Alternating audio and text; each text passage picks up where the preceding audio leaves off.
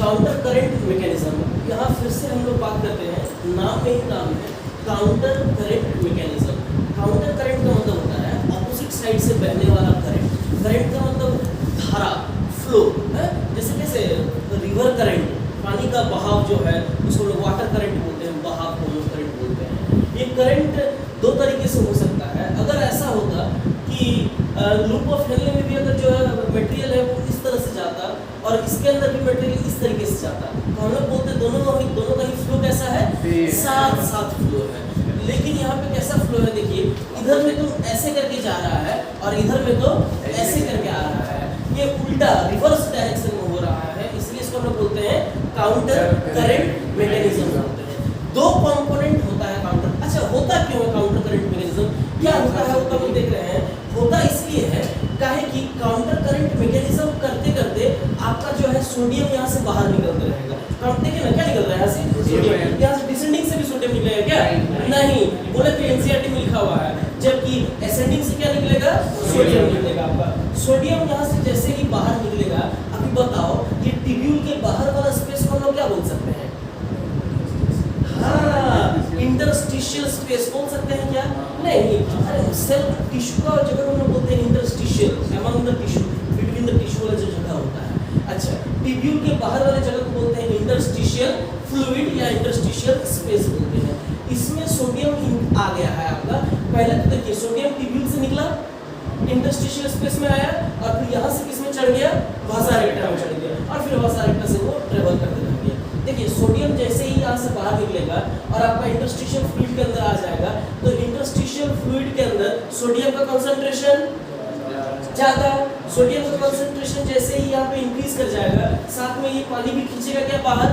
यहाँ देखिए ना, जैसे पूरा का पूरा मान लीजिए यहाँ पे सोडियम का कंसंट्रेशन इंक्रीज कर जाएगा, तो सोडियम बाहर निकलेगा तो बाहर का कंसंट्रेशन ज्यादा, बाहर का ऑस्मोलैरिटी ज्यादा नहीं है। मान लीजिए नमक ज्यादा डाल रहे हैं तो पानी भी ज्यादा लेगा ना, नमक ज्यादा डाल रहे हैं तो पानी भी ज्यादा लेगा। नमक आप ज्यादा बाहर कर रहे हैं तो पानी भी आपका बाहर आएगा, तो पानी भी बाहर आ रहा है। और हमारा काम भी यही है, पानी को बाहर करना। पानी को आप बाहर नहीं कीजिएगा तो पता चला 180 लीटर में से 175-80 लीटर जो है यूरिन आपका निकल रहा है। इसलिए मेजॉरिटी जो फॉर्म में होता है वो पानी होता है और उस पानी को वहां से ट्यूब्यूल से छीन करके वापस वासा रेक्टा में रीअब्सॉर्ब कर लेना होता है। इसी के लिए हमको सोडियम को निकालना पड़ेगा। सोडियम निकलेगा, साथ में पानी भी निकलेगा, पानी निकल जाएगा, पानी रीअब्सॉर्ब हो जाएगा। ट्यूब्यूल के अंदर का जो यूरिन है वो ज्यादा कॉन्सेंट्रेटेड या डाइल्यूटेड, कॉन्सेंट्रेटेड। अरे यूरिन ज्यादा क्या हो जाएगा, अरे यूरिन में से पानी को आप निकाल लीजिएगा तो क्या हो जाएगा, ज्यादा कॉन्सेंट्रेटेड यूरिन हो जाएगा और अल्टीमेटली इसका रिजल्ट से सिर्फ और सिर्फ 1.5 लीटर का यूरिन का प्रोडक्शन हो जाता है। इसलिए होता है काउंटर करंट मैकेनिज्म। इसके अंदर दो कंपोनेंट प्रेजेंट होता है। पूरा का पूरा मैकेनिज्म के लिए दो कंपोनेंट होता है। एक तो होता है लूप ऑफ हेनले और दूसरा आपका काम कर रहा है कौन, वासा रेक्टा। यही दोनों मिलकर के काम कर रहा है। आप अगर ध्यान से देखेंगे तो लूप ऑफ हेनले के अंदर और वासा रेक्टा के अंदर फ्लो कैसा है, सेम है या उल्टा है, उल्टा है। साथ ही साथ आप देखेंगे तो लूप ऑफ हेनले का भी दोनों लिम्ब के अंदर जो है फ्लो उल्टा है। इसमें देखो ना, डिसेंडिंग वाला ऐसे गिर रहा है, असेंडिंग वाला ऐसे, देखो ना, एगो ऐसे जा रहा है, एगो ऐसे जा रहा है, कैसा हो रहा है। इसीलिए भी इसको हम लोग बोलते हैं काउंटर करंट मैकेनिज्म बोलते हैं। यहाँ पे भी देखो, इधर गिर रहा है, इधर चढ़ रहा है, ऑपोजिट फैशन में ये ट्रैवल कर रहा होता है, इसलिए इसको काउंटर करंट मैकेनिज्म बोलते हैं। ये दोनों कंपोनेंट यहाँ पे काम कर रहा होता है, लूप ऑफ हेनले और वासा रेक्टा। हम लोग जानते हैं कि लूप ऑफ हेनले के चारों तरफ कॉइल करता हुआ चलता है कौन, वासा रेक्टा चलता है। और इसी दौरान में सोडियम आयन आपका निकलते रहता है और वाटर भी निकलते रहता है। एज अ रिजल्ट आपका यहाँ पे जो यूरिन रहता है वो ज्यादा कॉन्सेंट्रेटेड हो जाता है और आपका सिर्फ 1.5 लीटर यूरिन का प्रोडक्शन होता है। बस इसी को हम लोग बोलते हैं काउंटर करंट मैकेनिज्म। और कुछ भी इसमें खास, हाँ, ऑस्मोलैरिटी वाला जो बात है आप देखेंगे 300, 600, 900, 1200 ये सब क्या है, यूनिट बताओ तो उसका क्या है, हाँ क्या है, मिली ऑस्मोल पर लीटर। हाँ, ये यूनिट होता है। देखिए यहाँ से जैसे ही हम लोग नीचे जा रहे हैं तो पानी क्या हो रहा है, निकल रहा है। पानी जैसे निकल रहा है तो कंसंट्रेशन इंक्रीज करेगा कि डिक्रीज करेगा, इंक्रीज करेगा। देखिए 300 से 600 और पानी निकला 900 और पानी निकला 1200, उसके बाद सोडियम भी निकलना शुरू हो गया तो कंसंट्रेशन घटेगा। अरे ये सॉल्यूट है ना, सोडियम देखिए सोडियम भी निकल गया तो 1200 से 900, फिर और निकला सोडियम तो 600, और निकला तो 300, और फिर 150। इस तरह का होता है यहाँ पे। अच्छा बताइए, इसको अगर हम लोग डिवाइड कर दें कुछ इस तरीके से, ऊपर वाला पोर्शन को हम लोग कॉर्टेक्स बोलते हैं, नीचे वालों को मेडुला बोलते हैं। बताइए एक स्टेटमेंट हम लोग ऐसा बोल सकते हैं क्या, the concentration increases as we go from cortex to the medulla. हो रहा है क्या, कॉर्टेक्स से मेडुला हम लोग जैसे जा रहे हैं, दोनों ही कंपोनेंट का कंसंट्रेशन इंक्रीज कर रहा है। चाहे बात करें लूप ऑफ हेनले, इसका भी कंसंट्रेशन इंक्रीज कर रहा है, चाहे बात करें वासा रेक्टा, इसका भी कंसंट्रेशन इंक्रीज कर रहा है। मतलब कॉर्टेक्स के अंदर कंसंट्रेशन कम है, मेडुला के अंदर कंसंट्रेशन ज्यादा है। लास्ट कहां तक आएगा, 1200 मिलीऑस्मोल पर लीटर तक का कंसंट्रेशन आ जाता है। और फिर फाइनली जो है डायल्यूट करने के बाद फिर यहाँ से निकलता है, फिर पहले क्विंटल वगैरह आता है, फिर से ये कंसंट्रेटेड होता है, और फाइनली ये निकलता है।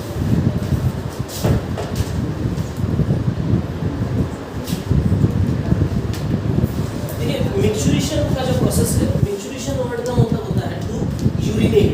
यूरिन का पासिंग करना, आपका जो एक्सक्रीटरी मटेरियल का प्रोडक्शन हुआ था किडनी के अंदर, नेफ्रॉन के अंदर जो आपका एक्सक्रीटरी मटेरियल का प्रोडक्शन हुआ था, उस मटेरियल को अल्टीमेटली आपका किडनी से बाहर निकाल करके थ्रू यूरेटर, यूरेटर के बाद यूरिनरी ब्लैडर, यूरिनरी ब्लैडर के बाद यूरेथ्रा से बॉडी से बाहर। ये बॉडी से बाहर निकालने का जो प्रोसेस है, इसको हम लोग बोलते हैं मिक्सचुरेशन। द एलिमिनेशन और the removal of the excretory material produced in the kidney out from the body is called as micturition. इसी प्रोसेस को हम लोग मिक्सचुरेशन बोलते हैं। देखिए मिक्सचुरेशन का जो प्रोसेस है वो बेसिकली यूरिनरी ब्लैडर से होता है, और यहीं पे आपका जो है सिग्नल भेजा जाता है। देखिए जो आपका यूरिन का फॉर्मेशन हुआ है किडनी के अंदर, उस यूरिन को डाला जाता है किसके अंदर, यूरिनरी ब्लैडर के अंदर आता है। जो किडनी से अगर फिगर आप याद कर पा रहे होंगे तो आप देखेंगे कुछ इस तरह का स्ट्रक्चर था क्या, ऐसा कुछ गया है, ऐसे कुछ गया हुआ था क्या। अच्छा, ये किडनी से जो दो पाइप नीचे आया था क्या बोले थे, यूरेटर बोले थे, और दोनों यूरेटर आकर के यहाँ किससे मिल रहा था, यूरिनरी ब्लैडर से। इसी तरह का फिजियोलॉजी होता है आपका बॉडी के अंदर। दोनों किडनी के अंदर जो नेफ्रॉन होता है, वहाँ पे जो भी कांड होना था वो हो चुका है, यूरिन फॉर्मेशन होना था वो हो चुका है। वो यूरिन फॉर्म होने के बाद दोनों किडनी से, लेफ्ट किडनी और राइट किडनी, दोनों ही किडनी से दो डक्ट निकलता है, नीचे की तरफ आता है, और इस डक्ट को हम लोग क्या बोलते हैं, यूरेटर बोलते हैं। यही यूरेटर यूरिन को कैरी करता है until the urinary bladder. Urinary bladder एक टैंक के जैसा काम करता है, जहाँ पे टेम्पोररी तरीके से यूरिन को कुछ समय के लिए स्टोर करके रखा जाता है। जब यूरिनरी ब्लैडर आपका फुल हो जाएगा, ये आपके दिमाग को सिग्नल भेजेगा, दिमाग को तो नहीं, स्पाइनल कॉर्ड को सिग्नल भेजता है। यूरिन के लिए सिग्नल किसको भेजता है, स्पाइनल कॉर्ड को। और फिर यूरिनरी ब्लैडर फुल हो जाएगा, फिर बोलेगा नहीं भैया अब खाली करने का बारी आ गया है, और फिर आपका यहाँ खाली होगा। यहाँ बहुत सारा भाल्व लगा हुआ रहता है, नहीं टंकी में कैसे चाबी लगा हुआ रहता है, चाबी बंद कर दीजिएगा तो पानी आएगा, पानी बंद हो जाएगा। यहाँ पे भी चाबी लगा हुआ रहता है, दो चाबी लगा हुआ रहता है। अंदर की तरफ एक रहता है, उसको बोलते हैं इंटरनल स्फिंक्टर बोलते हैं, एक बाहर की तरफ रहता है बोलते हैं एक्सटर्नल स्फिंक्टर रहता है। तो यूरिन को बाहर निकालने के लिए दोनों चाबी को खोलना पड़ेगा। वो दोनों चाबी को खोल दीजिएगा, खोलने के बाद आपका यूरिन जो है यूरेथ्रा में आ जाएगा, और यूरेथ्रा से फिर बॉडी से बाहर आ जाएगा। इस फिगर को हम लोग थोड़ा सा यहाँ पे जूम किए हुए हैं, और यहाँ पे हम लोग देख रहे हैं। आप अगर यहाँ ध्यान से देखेंगे, ये जो दोनों ओपनिंग है किसका है, यूरेटर का है। पीछे की तरफ से यूरेटर आया हुआ है, और इस ट्रायंगुलर सेपेड स्ट्रक्चर के अंदर यहाँ पे यूरेटर आपका खुल रहा है। इस ट्रायंगुलर सेपेड स्ट्रक्चर को क्या बोल रहे हैं, ट्राइगोन बोल रहे हैं। देखिए ना नाम से ही समझ में आ रहा है, ट्राइगोन मतलब क्या, तीन हो रहा है। ट्राइगोन, ट्राइगोनल स्ट्रक्चर, त्रिभुज टाइप का स्ट्रक्चर दिखता है, ट्राइगोन इसको बोलते हैं। यूरिनरी ब्लैडर जो आपका है वो एक मसल से बनता है, स्मूथ मसल का बना हुआ रहता है। इसको हम लोग क्या बोलते हैं, डेंड्रूजर मसल बोलते हैं, स्मूथ मसल का बना हुआ रहता है। अच्छा बताइए, तो अगर स्मूथ मसल का बना हुआ रहेगा तो क्या इस पे हमारा कंट्रोल रहेगा, इस पे हमारा कंट्रोल नहीं रहेगा। जैसे ही एक प्रॉपर टाइम के बाद ये फील हो जाएगा, इसको फिर खाली करने का जरूरत रहेगा। ऐसा नहीं है कि आप एकदम मतलब कि 2 दिन 3 दिन तक इसको रोक करके रख दिए हैं, ये कंट्रोल में आपका नहीं रहता है। हालांकि जो आपका एक्सटर्नल स्फिंक्टर रहता है ये आपका कंट्रोल में रहता है। आपका इंटरनल स्फिंक्टर जो है ये भी इनवॉलंटरी है, इस पे आपका डिजायर या इस पे आपका विश काम नहीं करेगा। लेकिन जो आपका एक्सटर्नल स्फिंक्टर है ये वॉलंटरी है, मतलब इसको आप चाहत के अकॉर्डिंग काम करवा हुआ एक्सटर्नल स्फिंक्टर को आप खोल ले रहे हैं, वॉलंटरी है, आप कुछ समय के लिए यूरिन का पैसेज को रोक सकते हैं, लेकिन इसका मतलब ये नहीं कि आप 2 दिन 4 दिन तक एकदम मस्त से रोक के रखे हुए हैं, ऐसा हो नहीं सकता। कुछ हद तक आप इसको रोक सकते हैं। वॉलंटरी मसल यहाँ पे प्रेजेंट होता है एक्सटर्नल स्फिंक्टर के अंदर। देखिए यूरिनरी ब्लैडर का जो फिलिंग भरना और जो खाली होना है, इसके लिए जो रिफ्लेक्स एक्शन आता है वो आपका ब्रेन से ना आकर के कहां से आता है, स्पाइनल कॉर्ड से आता है। आपका स्पाइनल कॉर्ड से ही इसका मैसेज पूरा रेगुलेशन होता है। कब यूरिनरी ब्लैडर फुल हो गया, किसको पता चलेगा यूरिनरी ब्लैडर फुल हो गया? ब्रेन को नहीं, स्पाइनल कॉर्ड को पता चलेगा। कौन सिग्नल भेजेगा कि यूरिनरी ब्लैडर को खाली करवाओ? ब्रेन नहीं, स्पाइनल कॉर्ड सिग्नल भेजेगा। सिग्नल भेजने के लिए हम लोग जानते हैं, चलिए स्पाइनल कॉर्ड पे दोबारा हम लोग रिवाइज कर लेते हैं। पता है कौन कौन सा हड्डी होता है, क्या बोलते हैं? ऊपर वाले क्या बोलेंगे? सर्वाइकल। कितना को होता है? 7 को होता है। इसके बाद कितना को होता है? 12 को होता है। इसके बाद लंबर कितना को होता है? 5 को होता है। उसके बाद सैक्रल कितना को होता है? 5 को होता है। फिर कॉक्सिशियल, सर्वाइकल, थोरेसिक, लंबर, सैक्रल, कॉक्सिशियल। 7 12 5 5 4 इस तरह का आपका हड्डी प्रेजेंट होता है वर्टिब्रल कॉलम के अंदर। इसी में से देखिए आपका रिफ्लेक्स एक्शन, यहीं से आपका जो स्पाइनल कॉर्ड जो आपका गया हुआ है, यही स्पाइनल कॉर्ड से बहुत सारा नर्व निकलता है और वो नर्व आपका इनर्वेट किया हुआ रहता है यूरिनरी ब्लैडर को। आप देखिए सर्वाइकल का कोई रोल नहीं है, थोरेसिक का कोई रोल यहाँ नहीं है, लंबर का यहाँ रोल है। कितना नंबर लंबर का रोल है? सेकंड नंबर का। हाँ, किसी किताब में आप देखेंगे तो L1 का भी जिक्र किया हुआ रहता है कि नंबर 1 से निकलता है, लेकिन और भी अच्छे बुक्स में अगर आप देखेंगे तो L2 का ही जिक्र किया हुआ रहता है। L2 से आपका कुछ नर्व निकल रहा है। कौन सा नर्व निकल रहा है? सिम्पैथेटिक नर्व निकल रहा है। अच्छा देखिए ना, यहाँ पे हम पूरा का पूरा आपका स्पाइनल कॉर्ड पे यहाँ बिछा दिए हैं क्या? ऊपर आपका क्या है? थोरेसिक है, उसके ऊपर सर्वाइकल। ये चीज जानना बहुत जरूरी है। हम बताए हैं ना स्पाइनल कॉर्ड के बारे में हम बात कर चुके हैं। जो गर्दन के पास वाला है उसको क्या बोलते हैं? सर्वाइकल। कितना को डिस्क यहाँ प्रेजेंट होता है? 7 को प्रेजेंट होता है यहाँ पे। इसके बाद चेस्ट वाला कैविटी को क्या बोलते हैं? थोरेसिक। कितना को होता है? 12 को होता है। फिर पेट को क्या बोलते हैं? लंबर। नहीं बोलते, गणेश भगवान को लंबोदर बोलते हैं, लंबर होता है। कितना को होता है यहाँ पे? 5 को होता है। फिर सैक्रल, फिर कॉक्सिशियल। 5 और 4 इस तरह से प्रेजेंट होता है आपका सेकंड नंबर का लंबर से सिंपैथेटिक नर्व निकलता है और आपका यूरिनरी ब्लैडर के अंदर इनर्वेट किया हुआ रहता है और नीचे की तरफ भी रहता है। नीचे अगर आ जाएंगे आप सैक्रल पे देखेंगे तो आपका S2, S3 और S4 ये तीनों से निकलता है पैरासिम्पैथेटिक नर्व और जाता है आपका यूरिनरी ब्लैडर का हर एक जगह पे इनर्वेट। पूरा यूरिनरी ब्लैडर को ना नर्व से इनर्वेट किया हुआ है। नर्व पूरा यूरिनरी ब्लैडर पे से जाता है और उसके आगे के यहाँ पर पूरा नर्व का इनर्वेशन यहाँ पे प्रेजेंट होता है। S2, S3, S4 यहाँ से क्या निकलता है? पैरासिम्पैथेटिक निकलता है। देखिए पूरा हर तरफ इसको एकदम पूरा घेर के रखा हुआ है। अच्छा यही S2, S3, S4 से सोमैटिक नर्व भी निकल रहा है जो सिर्फ कहाँ पे जा रहा है? External nerve. पुडेंडल नर्व भी इसको बोलते हैं। कौन सा नर्व बोलेंगे? पुडेंडल नर्व बोलेंगे या सोमैटिक नर्व बोलेंगे। सोमैटिक का मतलब होता है आपका वॉलंटरी। यहाँ पे आपका काम आपका जो विश के अकॉर्डिंग, आपका वॉलंटरी के अकॉर्डिंग ये काम करता है। तो देखिए अच्छी बात है, एक्सटर्नल स्फिंक्टर काम करता भी है आपका वॉलंटरी के अकॉर्डिंग कर रहा है ना। इसीलिए आपका जो पुडेंडल नर्व है आपका S2, S3, S4 से निकल रहा है। जा कहाँ रहा है? एक्सटर्नल में जा रहा है। जबकि पैरासिम्पैथेटिक आपका कहाँ से निकल रहा है? S2, S3, S4 से निकल रहा है। जा कहाँ पे रहा है? यूरिनरी ब्लैडर में जा रहा है। सिम्पैथेटिक नर्व कहाँ से निकल रहा है? L2 से निकल रहा है। जा कहाँ पे रहा है? यूरिनरी ब्लैडर में जा रहा है। अभी हम एक मूल मंत्र क्या बोलते हैं उसको, एक ब्रह्मास्त्र देने वाले हैं। इसको लगा डाला तो लाइफ झींगा, ये लाइफ खत्म हो जाएगा। बोलिए सिम्पैथेटिक का मतलब क्या बोले थे? दुख का साथी। सिम्पैथेटिक मतलब, सिंपैथी मतलब क्या? दुख व्यक्त करना, उसको थोड़ा सा ये करना है, नहीं कुछ नहीं हुआ है तुमको सांत्वना देना। सिम्पैथेटिक नर्व का सिंपैथी मतलब दुख का साथी, पैरासिम्पैथेटिक मतलब सुख का साथी। देखिए सिम्पैथेटिक नर्व तभी काम करेगा अगर सिम्पैथेटिक नर्व काम कर रहा है तो आपका डेट्रूजर मसल रिलैक्स हो जाएगा। हम क्या बोल रहे हैं? सिम्पैथेटिक नर्व काम कर रहा है तो आपका सिम्पैथेटिक काम कर रहा है तो डेट्रूजर क्या हो जाएगा? रिलैक्स हो जाएगा। आपका स्फिंक्टर क्या हो जाएगा? कॉन्ट्रैक्ट कर जाएगा। स्फिंक्टर क्या हो जाएगा? कॉन्ट्रैक्ट कर जाएगा। चलिए इसको लिख देते हैं। डेट्रूजर रिलैक्स हो जाएगा और स्फिंक्टर क्या हो जाएगा? कॉन्ट्रैक्ट हो जाएगा। सिम्पैथेटिक नर्व जब काम करेगा आपका डेट्रूजर रिलैक्स हो जाएगा, स्फिंक्टर कॉन्ट्रैक्ट रहेगा। स्फिंक्टर कॉन्ट्रैक्ट डेट्रूजर पूरा रिलैक्स है, ऊपर से यूरेटर से पूरा यूरिन आ रहा है, एकदम मस्त से आओ, हमको कोई टेंशन नहीं। डेट्रूजर मान लीजिए पूरा कॉन्ट्रैक्ट पूरा रिजिड हो जाएगा ना, तो यूरिन अंदर घुस सकेगा नहीं घुस सकेगा। तो डेट्रूजर अपने आप को एकदम रिलैक्स, आराम से यूरिन अंदर आ रहा है, लेकिन यूरिन बाहर निकल नहीं पा रहा है, ताकि इंटरनल स्फिंक्टर क्या हो चुका है, कॉन्ट्रैक्ट हो चुका है। ये सब काम कब होगा, जब आपका सिंपैथेटिक नर्व काम कर रहा होगा, इसलिए इसको बोलते हैं दुख। अगला नर्व कौन सा है, पैरासिम्पैथेटिक। पैरासिम्पैथेटिक के समय में जस्ट रिवर्स हो जाएगा, डेट्रूजर क्या हो जाएगा, कॉन्ट्रैक्ट हो जाएगा, स्फिंक्टर क्या हो जाएगा, रिलैक्स हो जाएगा।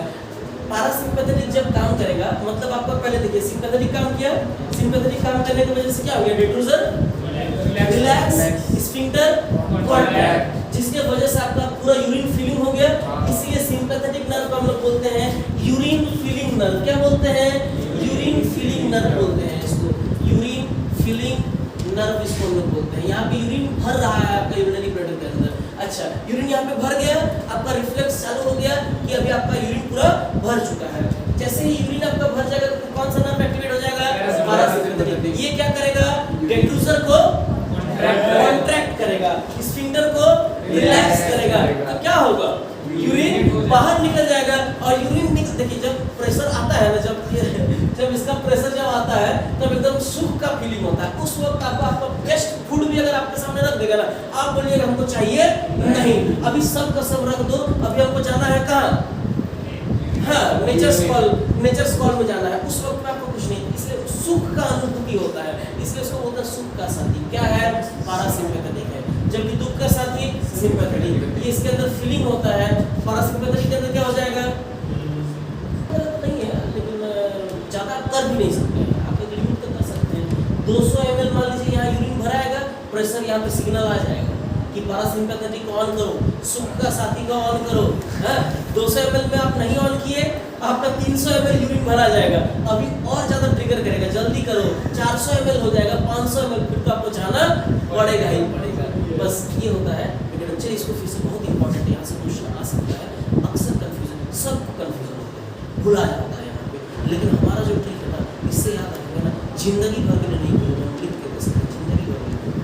बस दो नर्व आपका, इसका तो इन नर्व का तो टेंशन ही नहीं है, पुडेंटल नर्व का तो टेंशन नहीं है, किसमें जाएगा, एक्सटर्नल स्फिंक्टर में जाएगा, ये अपना काम करेगा। देखिए यूरिनरी ब्लैडर के अंदर यूरिनरी ब्लैडर के अंदर दो टाइप का नर्व का इनर्वेशन होता है, एक को बोलते हैं सिंपैथेटिक नर्व, दूसरे को बोलते हैं पैरासिम्पैथेटिक। सिंपैथेटिक नर्व का जब काम करेगा तभी आपका डेट्रूजर मसल क्या हो जाएगा, रिलैक्स हो जाएगा, स्फिंक्टर क्या हो जाएगा, कॉन्ट्रैक्ट हो जाएगा, जिसकी वजह से यहाँ पे यूरिन भराने का प्रोसेस चालू हो जाएगा, लेकिन यूरिन यहाँ से निकल नहीं पाएगा। इसीलिए सिंपैथेटिक को हम लोग बोलते हैं यूरिनरी ब्लैडर फिलिंग नर्व। क्या बोलते हैं, यूरिनरी ब्लैडर फिलिंग नर्व। भरा रहा है टंकी अभी, जैसे ही टंकी भरा गया, सिग्नल आपका पहुंच जाएगा कि अभी आपको पैरासिम्पैथेटिक को ऑन करने की जरूरत आ गया। आप पैरासिम्पैथेटिक ऑन कीजिएगा, डेट्रूजर क्या हो जाएगा, कॉन्ट्रैक्ट करने लग जाएगा, स्फिंक्टर क्या हो जाएगा, रिलैक्स करने लग जाएगा, यूरिन क्या हो जाएगा, बाहर फ्लो करने लग जाएगा।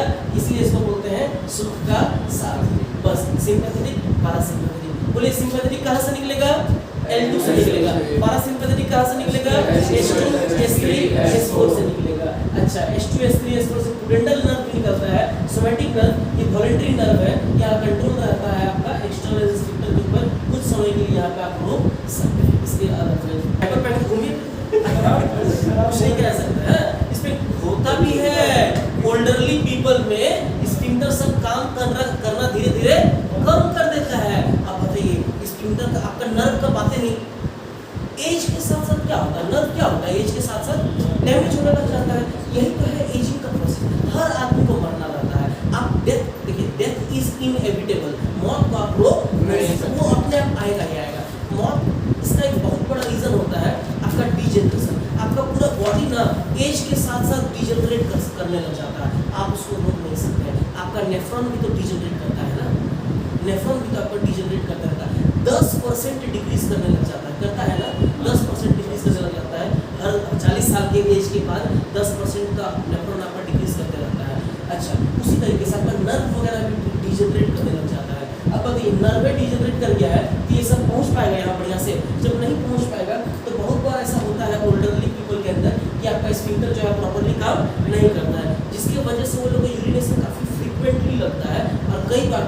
बेड वगैरह पे भी मैच्योरेशन हो जाता है। बच्चों के केस में भी हम लोग देखते हैं, अब बच्चा मस्त एकदम बेड पे लेटा हुआ है और उसको कुछ करने का जरूरत नहीं है, वो अपना बेड पे कर चुका है काम करो, उसके बाद रो रहा है मस्त। काहे कि उसके अंदर ये सब स्फिंक्टर प्रॉपर्ली डेवलप नहीं होता है, जिसकी वजह से कंट्रोल नहीं होता है, इस इंटरनल खुल गया, एक्सटर्नल काम ही नहीं करता बच्चा का बेचारा, अपने आप को बाहर निकल गया है। तो स्फिंक्टर समय के साथ साथ या समय से पहले बच्चों में ये लूज रहता है, लेकिन एडल्ट के अंदर ये बहुत स्ट्रॉन्ग रहता है।